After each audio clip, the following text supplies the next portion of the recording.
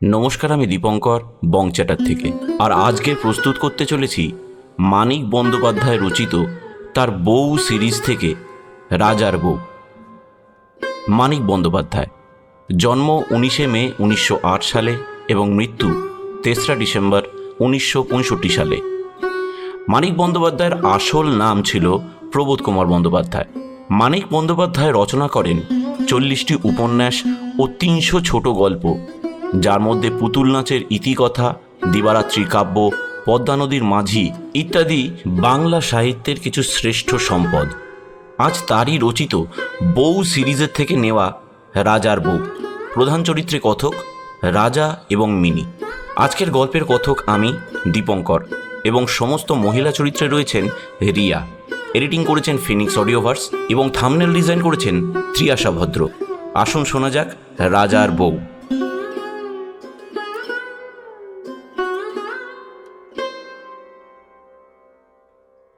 20 বছর বয়স থেকেই যামিনী রানী।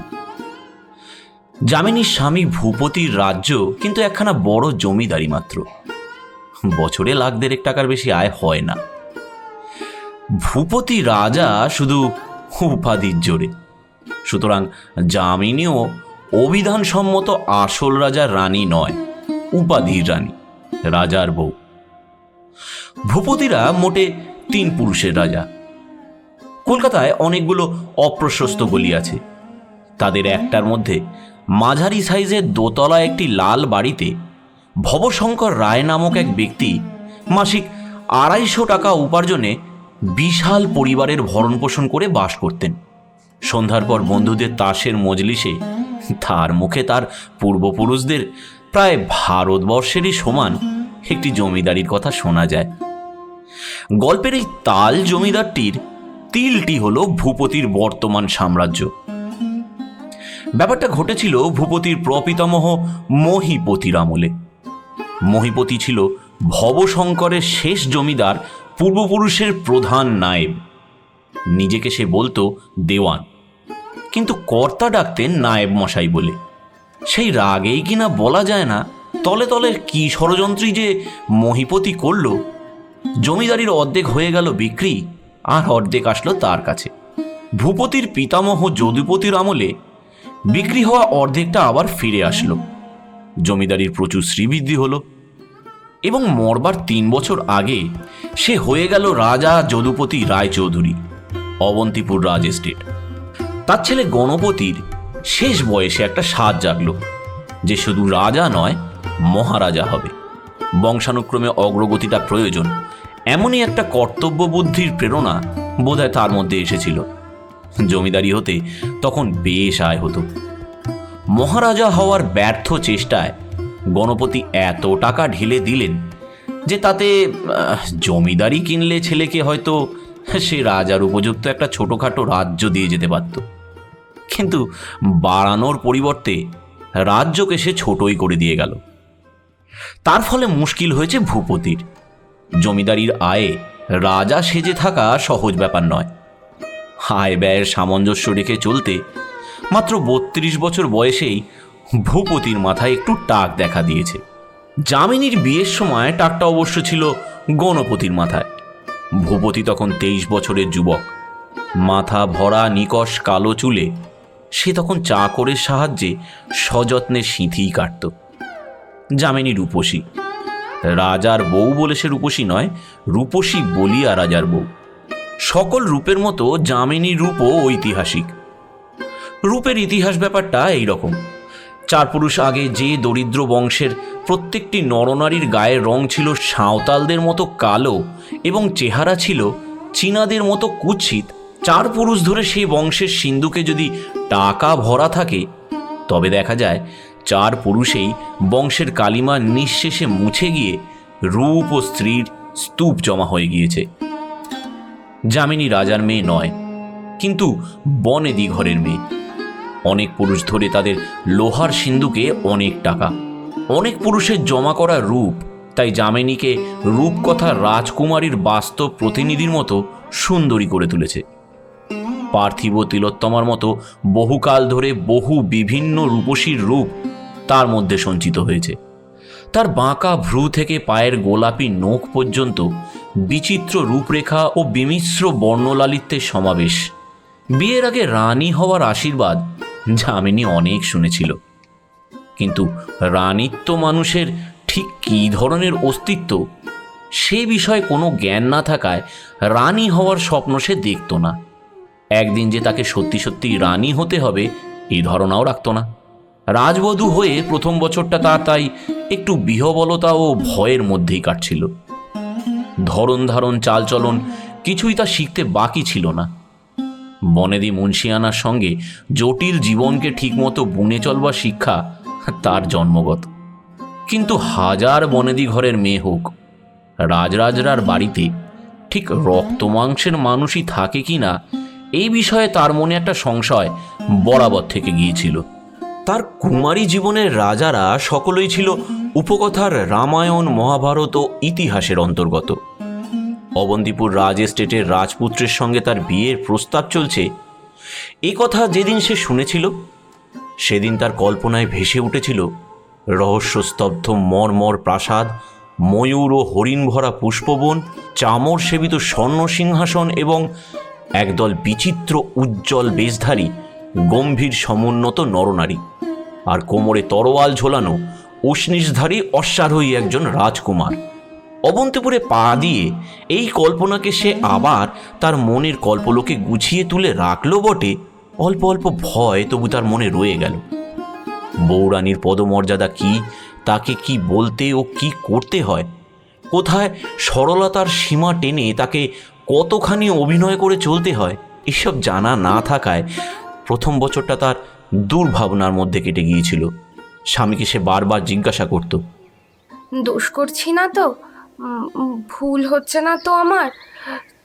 ভূপতি বলতো, না গো না, দোষও তোমার হচ্ছে না, ভুলও তুমি করছো না, সবাই শত মুখে তোমার প্রশংসা করছে। ত্রুটি হলে বলো, শুধরে দিও, শিখিয়ে নিও।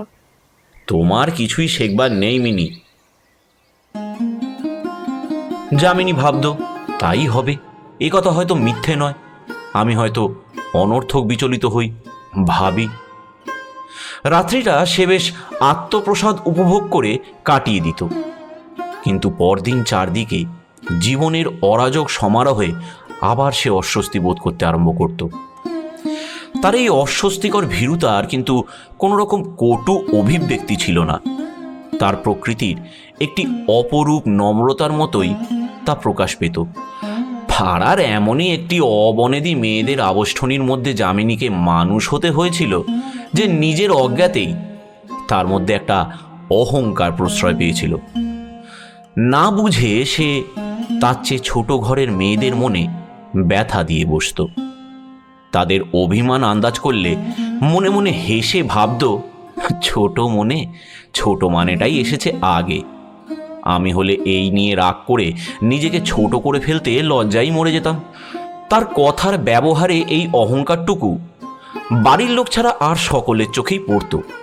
অবন্তিপুরে এসে নববধূ সুলভ লজ্জা ও সংকোচের তলায় এইটুকু চাপা পড়ে গিয়েছিল সত্য, কিন্তু গর্ব লয় পেলেই স্বভাবের একটি মসৃণ ও মার্জিত মাধুর্য মানুষের সঞ্চিত হয়ে থাকে না। কেবল এই সংস্কারটুকু থাকলেই তার রূপে সকলে অবাক হয়ে যেত, তার গুণের প্রশংসা করত এবং তার প্রাপ্য ভালোবাসাও সে পেত। তবে যেরকম পেয়েছে ঠিক সেরকম পেত না। কিন্তু নিজের এই মৃদু ভীরুতায় সে এমনই মিষ্টি হয়ে উঠল যে বিনা চেষ্টাতেই সে সকলের মনকে সাধারণভাবে জয় করার এক স্তর ঊর্ধ্বে যে জয় করা আছে তাই করে ফেলল। তাদের চেয়ে সামান্য একটু বড় বাড়িতে, তাদের চেয়ে সামান্য একটু বেশি বড়লোক পরিবারে এসে শুধু একটি রাজা শব্দকে সমীহ করেই নিজের জন্য পরের বুকে অনির্বচনীয় প্রীতি জাগাবার দুর্লভ রমণীয়তা যামিনীর অভ্যেস হয়ে গেল। বিজিত মনগুলোর মধ্যে সর্বাপেক্ষা অপরাজয় ছিল গণপতির স্ত্রী নগেন্দ্রবালার চিত্ত। সে ছিল মোটা আর ঝাঁঝালো, কুইন এলিজাবেথের মতো দুর্ধর্ষ। স্বামী পুত্রকে বশে রাখতে সে ভালোবাসত। দাস দাসী ও আশ্রিত পরিজনের প্রতি শাসনের তার অন্ত ছিল না। নিজেকে কেন্দ্র করে সমস্ত সংসারটাকে পাক খাওয়াতে না পারলে তার যেন সুখী হতো না। অধিকারের সীমার মধ্যে নিজেকে সে এত বড় করে রাখত যে তার পায়ে তেল দিয়ে দিয়ে কোনো রকমে তার অনুমতি সংগ্রহ করতে পারলে বাড়ির যে কেউ যে কোনো অন্যায় করতে পারত।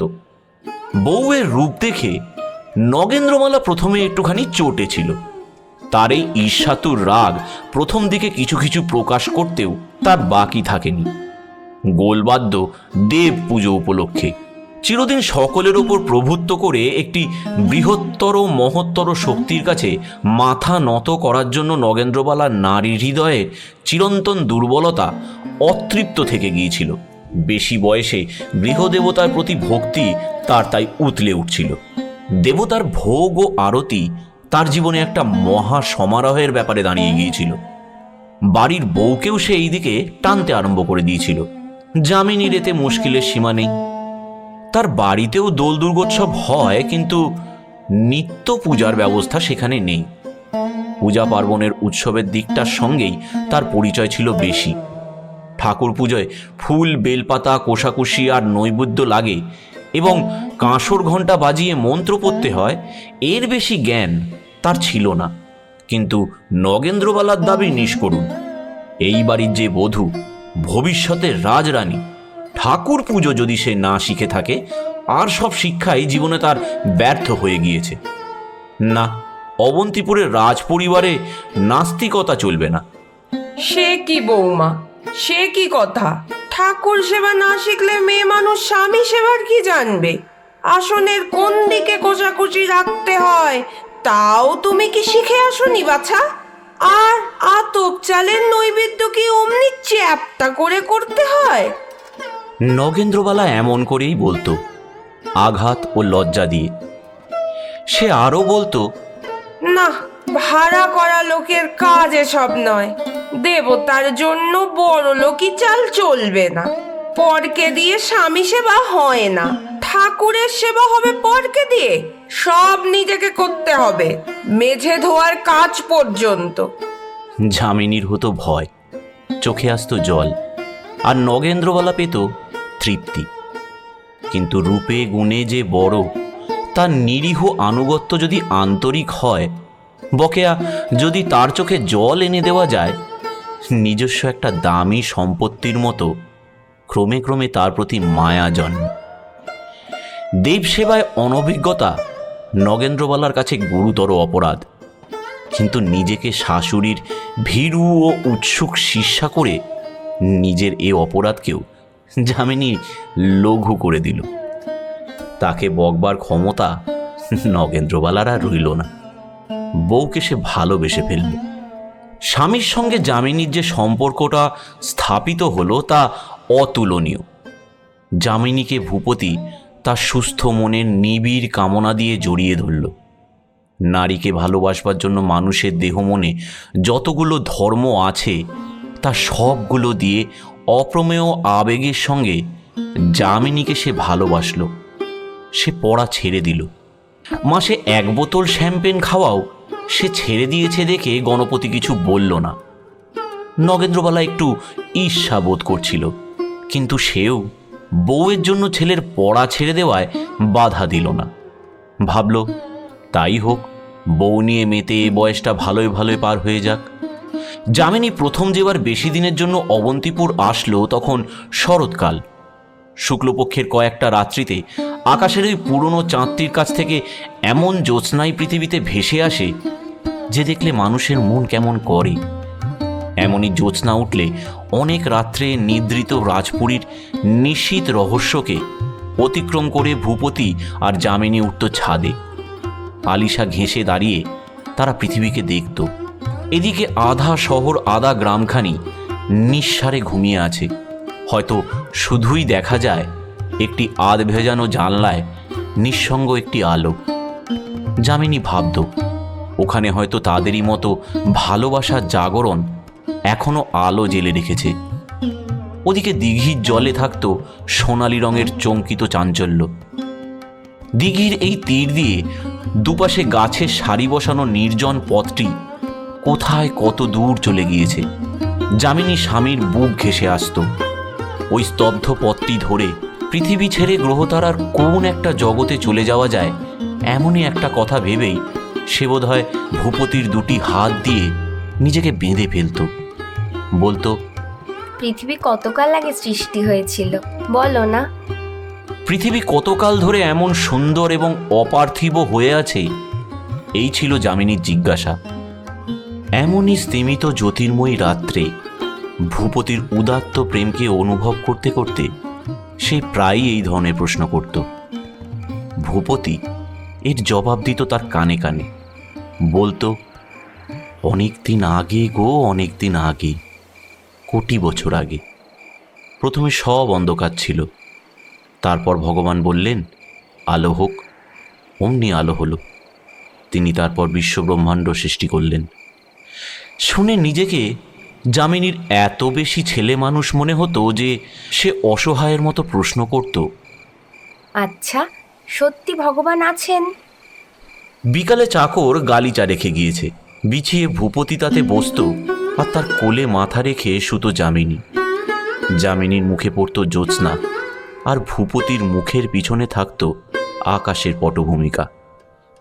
ব্যাকুল অন্বেষণের দৃষ্টিতে তারা পরস্পরের মুখের দিকে চেয়ে থাকত। পরস্পরের মুখের সঙ্গে তাদের পরিচয়ের যেন শেষ নেই। কোনোদিন এই রহস্য তারা যেন বুঝবে না। যামিনী পাতা কেটে চুল বাঁধত, ভূপতি চুল সরিয়ে তার কপালে আবৃত অংশটুকু আবিষ্কার করত। যামিনী থুতনি ধরে স্বামীর মুখ উঁচু করে সেই মুখে ফেলত জ্যোৎস্না। যামিনীর ঘুম আসলে তার অর্ধনিমিলিত চোখের গাঢ় অতল রহস্যকে ভূপতি চুম্বন করত।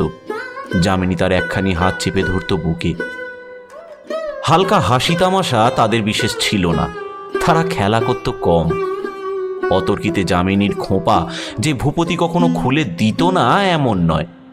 নিদ্রিত স্বামীর কপালে বড় করে সিঁদুরের ফোঁটাও যে যামিনী আঁকত না তাও নয়। কিন্তু ভূপতির টেরি নষ্ট না করে খোপা খোলার প্রতিশোধ যামিনীর নেওয়া হতো না। ঘুম ভেঙে যামিনীর আঁচলে কপালের সিঁদুর ভূপতির মোছা হতো না। তাদের সঙ্গে অকাল মরণ ঘটত। তারা বুঝতেও পারত না কখন তারা গভীর অলৌকিক ভাবাবেগে আচ্ছন্ন অভিভূত হয়ে গিয়েছে।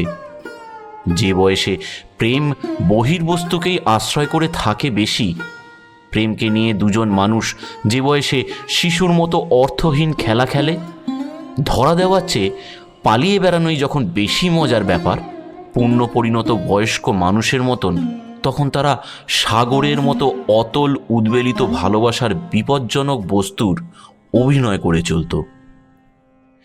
বিপজ্জনক এই জন্য, মনের পরিণতি তাদের কারো হয়নি। মনে প্রাণে ছেলে মানুষ ছাড়া তারা আর কিছুই ছিল না। যে অভিজ্ঞতার স্তূপ সারের মতো মানুষের মনকে উর্বর করে তোলে, বৃহৎ আবেগকে ধারণক্ষম করে, সে অভিজ্ঞতা তাদের জোটেনি। বেদনাদায়ক মর্মান্তিক প্রেমের আতিশয্যকে সহ্য করবার জন্য মনের শক্ত হওয়া দরকার, শক্তি থাকা দরকার। এদের মন সেভাবে শক্ত হওয়ার সুযোগও পায়নি, সেরকম শক্তিও তাদের ছিল না। অথচ তাদের একজন রাজার ছেলে আর একজন বনেদি সম্ভ্রান্ত ঘরের মেয়ে। ওই বয়সেই তারা গম্ভীর হতে জানত, জীবনকে একটা গুরুতর দায়িত্বপূর্ণ ব্যাপার বলে মানত, পাকা সাজতে পারত। খোলা ছাদে জ্যোৎস্নালোকে তাদের প্রেম যত অলৌকিক হোক সেটাও বয়সের নয়। কিন্তু তাদের উপায় ছিল না, জীবন তাদের হালকা হতে শেখায়নি। অথচ জীবনের কোনো গুরুভার আনন্দ ও বেদনাকে বহন করবার মতো উপযুক্তও করেনি। পরস্পরের মুখে যখন তাদের হাসি ফুটিয়ে রাখা উচিত ছিল, তখন তারা তাই স্তব্ধ বিস্ময়ে পরস্পরের ঠোঁটে অনুচ্চারিত ভাষা শুনত। যখন তাদের লুকোচুরি খেলার কথা, তখন তারা আত্মহারা পুলক বেদনায় পরস্পরের আরও কাছে ঘেঁষে আসত। দুটি লিরিক কবিতা পরস্পরের আশ্রয়ে হয়ে উঠত মহাকাব্য। জীবনকাব্যের ধরাবাঁধা ছন্দ ও নিয়মাধীন কাব্যরূপের হিসাবে যা অসঙ্গতি, যা অনিয়ম। যামিনীর বিয়ে 3 বছর পরে অবন্তিপুর রাজবাড়িতে দুটি বিশেষ ঘটনা ঘটল। গণপতির মৃত্যু ও ভূপতির পুত্রলাভ। 1 মাসের মধ্যে নগেন্দ্রবালা হল রাজমাতা। ভূপতি হলো রাজা আর যামিনী হলো রানী ও ছেলের মা। রানীর তো যামিনী এমনিই পেল, কিন্তু ছেলে তত সহজে পেল না। ব্যাপার এমনই দাঁড়িয়েছিল যে তার এবং তার ছেলের বাঁচবার কথা নয়। কলকাতার 3 জন বড় বড় ডাক্তার কি এক অদ্ভুত উপায়ে তাদের দুজনকে বাঁচিয়ে দিলেন, কিন্তু সেই সঙ্গে কানের কাছে এ কথাও বলে গেলেন যে এই প্রথম এবং এই শেষ, যামিনীর আর ছেলে মেয়ে হবে না। না হোক, রাজবংশটি রক্ষা পেয়েছে। ছেলেটা শেষ পর্যন্ত বেঁচে থাকলে ভূপতির আর একবার বিয়ে না করলেও চলবে। বংশ রক্ষা পাওয়ার সান্ত্বনাটি নগেন্দ্রবালার এবং অন্যান্য সকলের। ভূপতির আর বিয়ে করতে হবে না, এই আশ্বাস যামিনীর নিজস্ব, আর কারো নয়। ভূপতির মনোভাব সঠিক জানবার উপায় ছিল না। রাজা হওয়ার আগেই সে একটু একটু করে বদলে গেছিল। রাজা হয়ে সে আরো বদলে গেল। না, শ্যাম্পেন অথবা নারী নয়, রাজা হলেই যে ওসব আপদেশে জুটবে এমন কোনো কথা নেই। ভূপতির পরিবর্তন কাব্যের প্রতিশোধ। শুধু অন্তরের আশ্রয় করে মানুষ বাঁচতে পারে না। যামিনীর সঙ্গে সীমাত্তলিত ভালোবাসার খেলা খেলতে খেলতে ভূপতি শান্ত হয়ে পড়েছিল। সে বাইরে আশ্রয় খুঁজছিল, আশ্রয়ের অভাবও ছিল না তার। যামিনীর জন্য এতদিন বরং সে এটাকে এড়িয়ে চলেছিল। যামিনীর মতো বউ পেলে হৃদয়ের অনেক প্রয়োজন মিটে যায়, কিন্তু জীবনের দাবি তো থামে না। ভূপতির কাছে সংসারের দাবি ছিল বিপুল। তার জন্ম মুহূর্তে রাজবাড়ির শতাধিক নরনারী ও 1.5 লাখ টাকা আয়ের জমিদারির ভবিষ্যৎ ভার তাকেই বাহক বলে দাবি করেছিল।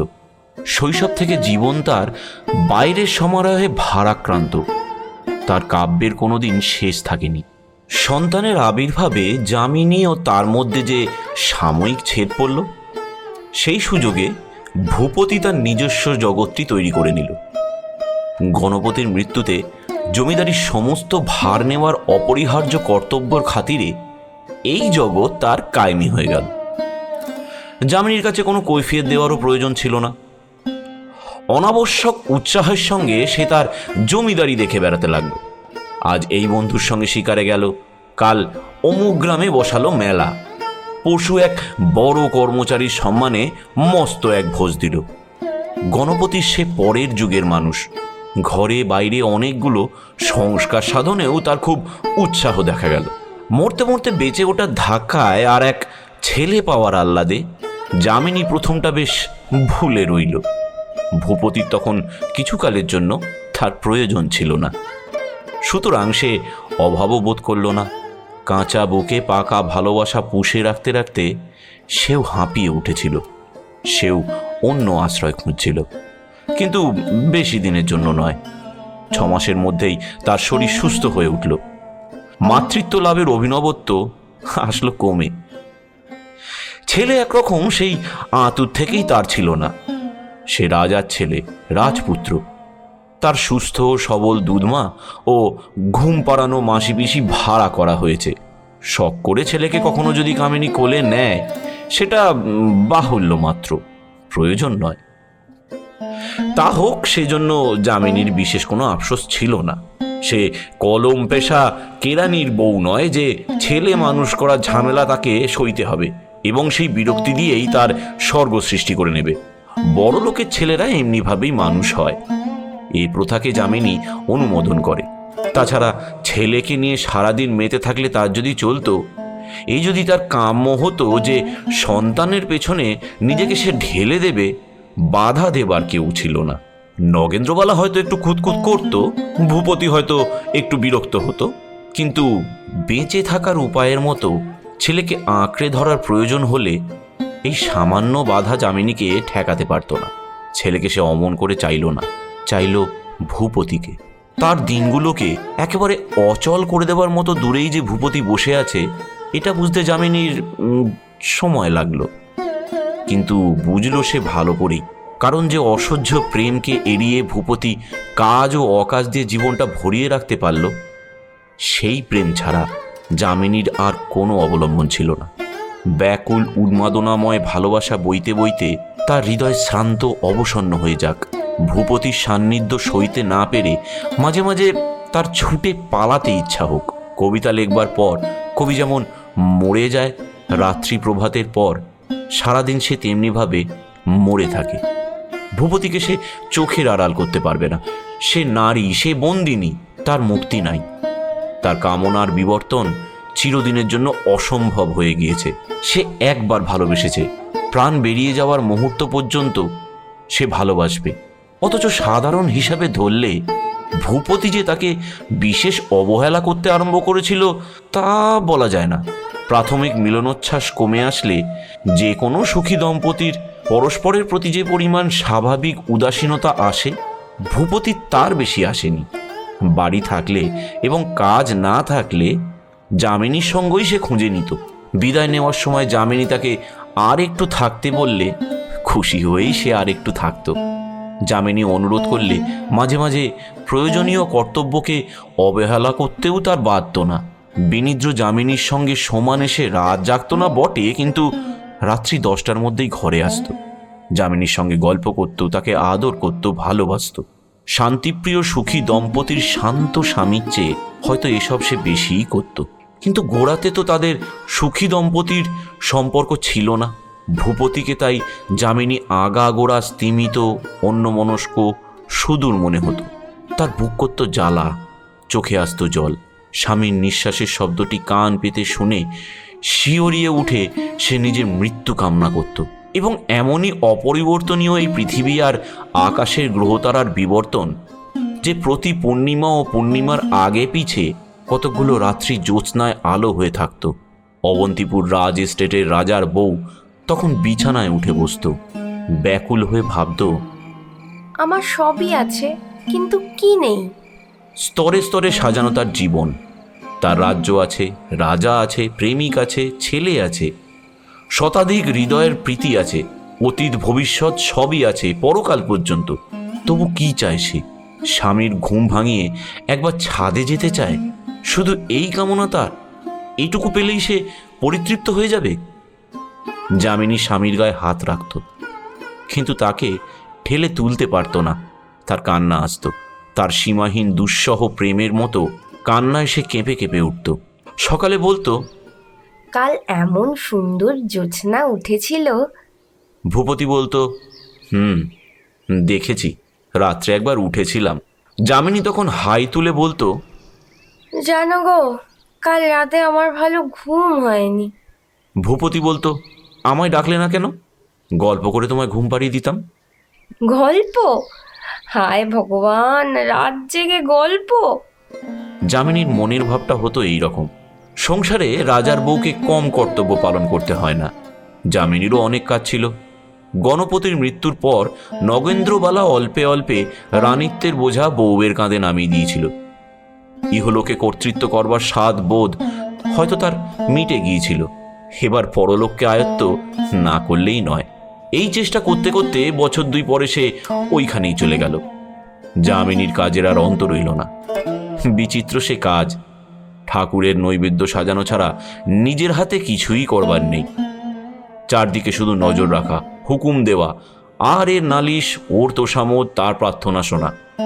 রাজ সিংহাসনের যেমন একদিনের জন্য রাজাহীন হওয়া চলে না, রাজ অন্তঃপুরেরও তেমনই অহরহ কেন্দ্র চাই। যামিনীর কিছুই ভালো লাগতো না, কিন্তু সে ছিল নিরুপায়। তার ইচ্ছা অনিচ্ছার দিকে চেয়ে নয়, নিজের প্রয়োজনেই রাজসংসার তাকে ঘিরে পাক খেতে লাগলো। তারপর ছিল প্রসাধন। 2 দাসীর সাহায্যেও প্রত্যেক দিন প্রসাধনে যামিনীর অনেক সময় লেগে যেত। গন্ধ তেলে খোঁপা বাঁধলেই শুধু চলতো না, চুলে তেল বেশি না পড়ে আবার কমও না হয়, এটা খেয়াল রেখে একটু একটু করে অনেকক্ষণ ধরে তেল মাখতে হতো। চোখে অদৃশ্য কাজল পরানোর কাজটা এমন সূক্ষ্ম যে বিস্তারিত ভূমিকা না করে দাসী তুলি তুলতে সাহস পেত না। দুধের সর ভেজানো জলে 4-5 বার মুখ ভিজিয়ে বাহুতে চন্দন মেখে মুছে তুলতে, পায়ে আলতা পরতে এবং এমনই সব আরও অনেক কিছু কাজ করতে আকাশের কত উঁচু সূর্যটি গাছের শিয়রে নেমে যেত। এত পদ্ধতি, নিয়ম, অভ্যাসও যামিনীর ছিল। কিন্তু এখন তার বিরক্তির সীমা থাকতো না। ভিতরে ভিতরে মানুষ যখন জ্বলে পুড়ে মরে যাচ্ছে, বাইরে তখন এত ঢং কেন? খোকা এখন একটু বড় হয়েছিল। দুধমা ও মাসি পিসির বুহো অনেকটা ভেঙে গিয়েছিল। যামিনীর ছেলে আবার ক্রমে ক্রমে সরে আসছিল যামিনীরই কাছে। তার হাসি কান্নার মাকে তার প্রয়োজন হচ্ছিল। রাশি রাশি পুতুল নিয়ে একা সে খেলবে না, যামিনীর চোখ দেওয়া চাই। খেলায় শান্তি আসলে যামিনীর কোলে বসেই সে গম্ভীর মুখে উদাসীন চোখে ছড়ানো পুতুলগুলোর দিকে চেয়ে চেয়ে ঢুলতে ঢুলতে ঘুমিয়ে পড়বে। মা চেয়ে না দেখলে বাগানে সে ছুটোছুটি করবে না। মার পিঠ ছাড়া আর কারো পিঠে সে আচমকা ঝাঁপিয়ে পড়বে না। মা তোষামোদ না করলে দুধ তাকে কেউ খাওয়াতেই পারবে না।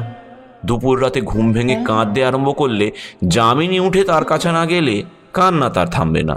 শিশুর চেয়ে স্বার্থপর জীবন জগতে আর কারণ নাই। ওদের মানুষের মূল্য যাচাই নির্ভুল। এই বিশাল সংসারে কোন মানুষটার দাম সকলের চেয়ে বেশি কারোর বলে দেবার অপেক্ষা না রেখে খোকা নিজেই তা স্থির করে নিয়েছিল। যামিনীর মন্দ লাগতো না, আরো বেশি ভালো যাতে লাগে সেজন্য প্রাণপণ চেষ্টা করত। কিন্তু অনেক দেরি হয়ে গিয়েছে। স্বামীর উত্তাল ভালোবাসার জন্য তীব্র অপূরণীয় ক্ষুধা তার অস্তিত্বের স্বতন্ত্র বিচ্ছিন্ন ধর্মে পরিণত হয়ে গিয়েছে। এখন আর তাকে বদলানো যায় না, বিকৃত করা চলে না। স্বামীর অনায়ত্ত স্পর্শকে শুধু কল্পনায় অনুভব করে তার চলতে পারে, কিন্তু তার বদলে খোকাকে বুকে চেপে স্বাদ মেটানো যায় না। কল্পনাকে যামিনী বিস্ময়কর পটুতার সঙ্গে ব্যবহার করতে আরম্ভ করেছিল। নিজেকে সে যেন দুটো ভাগে ভাগ করে ফেলেছিল। এক ভাগ দিয়ে সে তার সাধারণ জীবনটা যাপন করে যেত, রানী সেজে থাকত, স্ত্রী ও মা তার কর্তব্য পালন করত, দৈনন্দিন জীবনের ছোট বড় সুখ দুঃখের নিজস্ব অংশটি গ্রহণ করত। অন্য ভাগ দিয়ে সে করত কল্পনা। নিয়মে বাঁধা সচল জীবনের আড়ালে অবসর রচনা করে নিয়ে তার অচল জীবনকে মনে মনে সে গতি দিত। তার সর্বাঙ্গ উত্তপ্ত হয়ে উঠত, চোখে ফুটে উঠত উজ্জ্বল অপার্থিব জ্যোতি। একটা উত্তেজিত উল্লাসে তার রক্তের গতি চঞ্চল হয়ে উঠত। কোথায় পড়ে থাকতো এই রাজবাড়ি আর রাজা আর রাজপুত্র? দিনের পর দিন ধরে নিঃসঙ্গ বিরোহী মুহূর্তগুলোকে তিল তিল করে সৃজিত বাস্তবধর্মী কল্পলোকে যামিনীর বিয়ের প্রথম বৎসরটি বারংবার আবর্তন চলত। জ্যোৎস্না রাতে যামিনী একাই গিয়ে উঠত ছাদে। প্রথমে আলিশা ঘেঁষে এসে নিঝুম হয়ে দাঁড়িয়ে থাকত। হয়তোবা কোনোদিন প্রথমে তার দু চোখ জলে ভরে যেত। ঘুমন্ত স্বামীকে, নিস্তেজ বাস্তব জীবনকে সদ্য সদ্য পিছনে ফেলে এসে সহসা সে কল্পনাকে উদ্ভ্রান্ত করে দিতে পারত না। দাঁড়িয়ে দাঁড়িয়ে আকাশ পাতাল ভাবত। তার বিরহ বিধুর জগতে জেগে থাকত শুধুমাত্র একটি নিঃসঙ্গ বটগাছ, দূরের একটি আলো, আকাশের একক চাঁদ। আজও দুসারি গাছের মাঝখানে সেই জনহীন পথটি কোথায় চলে গিয়েছে? কোনো কোনো দিন এই পথটির সংকেতও যামিনীর কাছে ভাষার মত সুস্পষ্ট হয়ে উঠত। পথের গোড়া থেকে শুরু করে ধীরে ধীরে সে দৃষ্টিকে নিয়ে যেত দূরের অস্পষ্টতায়, থামত সেখানে। শঙ্কিত সন্দেহে ওইখানে সে অনেকক্ষণ থেমে থাকত। তারপর এক সময় শুরু হতো তার কল্পনা। ভূপতির একটি অবিচ্ছিন্ন নিবিড় আলিঙ্গন তাকে ঘিরে নেমে আসত। তার শ্বাসরোধী প্রেমকে অনুভব করে যামিনীর হৃদয় অধীর আগ্রহে স্পন্দিত হতে থাকত। এই কথা আগেই বলা হয়েছে যে 32 বছর বয়সে ভূপতির মাথায় একটু টাক দেখা দিয়েছিল। শুধু তাই নয়, মাথার মধ্যেও এই সময় তার অল্প অল্প যন্ত্রণা আরম্ভ হলো। ডাক্তার 6 মাস দার্জিলিংয়ে বিশ্রামের পরামর্শ দিলেন। ভূপতির ঠান্ডা দেশ পছন্দ করে না, বাইরে থেকে মৃদু উত্তাপ পেতেই তার ভালো লাগে। দার্জিলিংয়ের বদলে সে বোম্বে যাওয়া ঠিক করলো। বোম্বে অনেক দূর, ভূপতি দূরেও যেতে চায়। যামিনীকে তার সঙ্গে নেওয়ার ইচ্ছা ছিল না। ওকে সে এখনো ভয় করে। ওকে উপলক্ষ করে তার সে আদিম উন্মত্ততা ভূপতি এখনো ভোলেনি। কিন্তু যামিনী বলল, আমিও যাব। ভূপতি আপত্তি করে বলল, তুমি গিয়ে কি করবে? যামিনী সজল চোখে বলল, তোমার কাছে থাকবো, আমায় না নিয়ে গেলে আমি মরে যাব। শুনে ভূপতি অবাক হয়ে গেল। জীবনের কি একটা বিস্তৃত রহস্য প্রভাতের কুয়াশা থেকে মধ্যাহ্নের আকাশে দেখা দিয়েছে। বোম্বে গিয়ে অল্প দিনের মধ্যেই ভূপতির ভারী মাথা হালকা হয়ে গেল। দিনগুলো এখানে অলস, বৈচিত্র্যহীন।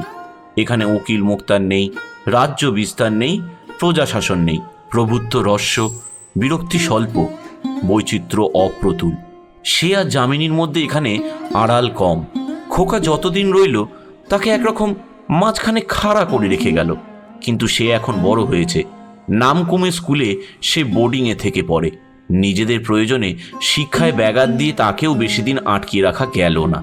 ভূপতি নিরাশ্রয় অসহায় হয়ে পড়ল। তাই একদিন সে যামিনীকে বলল, তুমি এখনো তেমনই আছো মিনি, প্রায় তেমনই আছো। যামিনী বলল, তাই কি কেউ থাকে? আমি কত বদলে গিয়েছি। তারা পরস্পরের চোখের দিকে চাইল, কিন্তু পরস্পরকে তারা আর খুঁজে পায় না। না শীত না গ্রীষ্ম, বোম্বের আবহাওয়া ধর্মহীন, নিরপেক্ষ। বোম্বের পথ দিয়ে জগতের যাবতীয় ধর্মের লোক চলাচল করে। বোম্বে শহর ঘুমায় এবং জাগে। বোম্বের আকাশে চাঁদ উঠতে ছাড়ে না। অবন্তিপুরের রাজা জীবনের যে স্তরগুলো দেশে নামিয়ে রেখে এসেছে, তার তলার স্তরগুলো ধীরে ধীরে প্রাণ সঞ্চার করে, ইটের সমাধিমুক্ত মুমূর্ষ সাদা ঘাসের মতো। ভূপতির ভয় করে ইচ্ছাশক্তির নিচে আবার সেই প্রাণকামী কামনাগুলোকে চাপা দিতে চায়। অবন্তিপুরে ফিরে যাওয়ার কথা ভাবে, কিন্তু মৃত্যুর চেয়ে বড় যার দাবি, তাকে ঠেকানো যায় না। জাগরণকে একদিন হয়তো ঘুমের মধ্যে ডুবিয়ে দেওয়া যায়, কিন্তু ঘুম যখন ভেঙে থাকে, জেগে ওঠাকে তখন আর কিছুতেই এড়ানো যায় না। প্রথমে ভূপতি বুঝি ভেবেছিল যামিনী আজও তেমনই আছে। ভালো করে চোখ মেলে চাইতে শিখে এ ভুল তার ভেঙে যায়। যামিনীকে এখনো চাইলেই পাওয়া যায়, সে সঙ্গে কি যেন পাওয়া যায় না। স্বামীর বাহুবেষ্টনের মধ্যেও যামিনীর একদিন যেমন তাকে স্তিমিত, সুদূর, অন্যমনস্ক বলে মনে হতো, এবং এখনো খেয়াল করলে হয় আজ যামিনীকেও ভূপতির তেমনই নিস্তেজ, তেমনই ঘুমন্ত মনে হতে থাকে। স্বামীর নবজাগ্রত প্রেমকে যামিনী গ্রহণ করতে পারে না। সে তার কল্পনাকে নিয়ে দিন কাটায়। তার অর্ধনিমিলিত চোখে ভূপতি যখন ব্যাকুল দৃষ্টিতে তার পূর্ব পরিচিত অতল রহস্যকে সন্ধান করে, যামিনী তখন অন্য একজন ভূপতির স্বপ্ন দেখে। অন্য একজন ভূপতির দু চোখ ভরা ব্যগ্র উৎসুক প্রেমকে যেচে নেয়। নিশীত রাত্রে ভূপতি বিনিদ্র চোখে বসে থাকে বিছানায়। যামিনী মৃদু মৃদু নিঃশ্বাস ফেলে ঘুমায়। সকালে ভূপতি বলে, কাল ভালো ঘুম হয়নি মিনি। যামিনী বলে, মাথা ধরেছিল, তা আমায় ডাকনি কেন? আজ আবার ওষুধটা তাহলে খাও। একদিন সন্ধেবেলা তারা লেকে বেড়াতে গিয়েছিল। এই লেক থেকে বম্বে শহরের জলপ্রার্থীদের জল সরবরাহ করা হয়। দৃশ্য ভারী সুন্দর। অনেকেই লেকের ধারে পিকনিক করতে যায়। ভূপতির পাশে বসে তাকে যামিনী ভুলে গিয়েছিল। চারদিকে চেয়ে চেয়ে দেখতেই তার ভালো লাগছিল। ভূপতির সান্নিধ্য অনুভব করবার তার সময় ছিল না। চারিদিকে কত গাছপালা, সবগুলোর নামও সে জানে না। কাছের কতকগুলো পাম গাছের গোড়া থেকে ডগা পর্যন্ত দেখা যায়, কিন্তু খানিক দূরে জলের কাছাকাছি এক স্তূপ সবুজ রহস্যের মধ্যে 8-10টা গাছ প্রথিত হয়ে আছে। ওই গাছগুলো আর তার মাঝখানে লেকের তীর নিচু। লেকের জল ভিতরের দিকে ঠেলে আসছে। 4-5টা বোবা পশু ওখানে জল খেতে নামলো। ওপারে এলাইত পাহাড়, জল গোড়া ছুঁয়ে আছে। হঠাৎ ভূপতি যামিনীর একখানি হাত দু হাতের মুঠোয় শক্ত করে চেপে ধরল। এত জোরে ধরল যে যামিনীর তাতে ব্যথা পাওয়ার কথা। যামিনী মুখ ফিরিয়ে অবাক হয়ে গেল। কি হয়েছে? হাতে লাগে যে আমার। কিন্তু আগে তো লাগতো না। ভূপতি তার হাত ছেড়ে দিল। তার মুখ দেখে যামিনী সবই বোঝা উচিত ছিল, কিন্তু কিছুই সে বুঝল না। একটা সন্দেহ করে পরম স্নেহে আবার জিজ্ঞাসা করল, কি হয়েছে? অসুখ বোধ করছো? ভূপতি বলল, না, অসুখ নয়। যামিনী তার দিকে আরেকটু সরে গিয়ে নিজের ব্যথিত হাতখানা তার লজ্জিত হাতের উপর রেখে ওপারের পাহাড়ের দিকে চেয়ে রইল। ভূপতি যা চায় তার মধ্যে তা আছে, তাদের সেই অনির্বচনীয় অতৃপ্ত প্রেম, কিন্তু তারা তার নাগাল পাচ্ছে না। একদিন হয়তো যামিনীর কল্পনা থেমে যাবে। হয়তো আকুল হয়ে আজ রাত্রেই অন্ধকারে সে বাস্তব ভূপতিকে খুঁজবে, কিন্তু ভূপতি তখন হয়তো জেগে নেই। আবার কাল রাত্রে ভূপতি যখন আলো জেলে অপলক চোখে তার মুখের দিকে চেয়ে থাকবে, সে হয়তো তখন ঘুমিয়ে আছে। একসঙ্গে তারা যে আজ পরস্পরকে দাবি করবে, তার বাধা অনেক।